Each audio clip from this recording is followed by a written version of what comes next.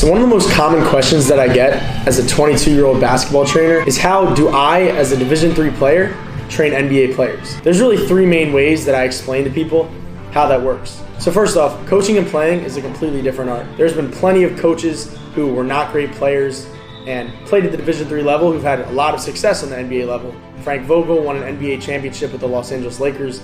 He played at junior out of college. On the other side, there's been a lot of amazing players who I know personally have not been great coaches. So I'm going to give you guys three reasons why myself as a Division III player has been able to successfully train NBA players. So number one, why as a D3 player I'm able to train NBA players is knowledge. I've relentlessly studied the game of basketball since the age of 16, whether that be other trainers, studying film, or really just trial and error through my own playing career, right? By playing college, I learned what works, what doesn't, the best methods. So I think by having that knowledge built up and really becoming a student of the game and a sponge and learning from the best of the best, it replaces experience or even, the level that you played at. Number two, I would say is experience. Experience is key, right? Obviously, we all stink when we first start, but I started when I was 16 years old as a junior in high school.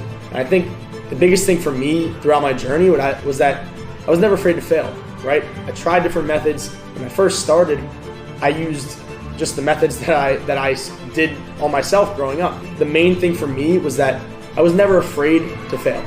I was never afraid for a player to say, you know what, this drill kind of stinks. I was always transparent, and I always let them know that, I'm young and I'm trying stuff out. I'm not perfect. I'm not saying I'm the best trainer, but through that consistent experience of me continuing to try, continuing to show up, I think that has really allowed me to get there. And then the third one, I would say, is relationships. When you show people that you're willing to do anything for them, we're headed to Gate City, Virginia, a little short 8-hour drive. Go link up with Mac McClung. You're not doing it in exchange for something, right? So you're not saying, okay, I'm gonna do this in exchange for money, or I'm gonna do this so you put me on, or I'm gonna do this so you give me that. No, if you're a true giver and you say, I'm doing this out of the kindness of my heart because I wanna help you get to the next level, and you really show that love, over time, you build that trust and relationship to the level where it honestly doesn't necessarily even matter how good your training is. Now, of course, we want our training to be as good as possible, but if you build this trust and you build this relationship, you're gonna be able to have more growing pains, so to speak, and not be the best trainer right away. A little bonus here, your best ability is your availability. If you consistently show your guys that you are available for them, no matter what time, no matter what day, it doesn't matter. When they call you, you're gonna show up. I think that is priceless. So I'm on my way back from the University of Miami after my workout with Wooga. You gotta be willing to drive an hour, 15 minutes each way at midnight. Sacrifices, man. Gotta be able to do it if you wanna get to the top. It's a grind, man, but you love it. Oh, look! See, it's my job as a trainer to boost his confidence, so you gotta let him score from time to time, you know what I mean? Three reasons why I, as a Division III player and trainer, have been able to help NBA players such as Mac McClung. It's because number one, the knowledge that I've built up. I've studied the game relentlessly. I've watched film. I've learned from top trainers. Number two, experience. Trial and error goes a long way. I've been doing this for 6-7 years now.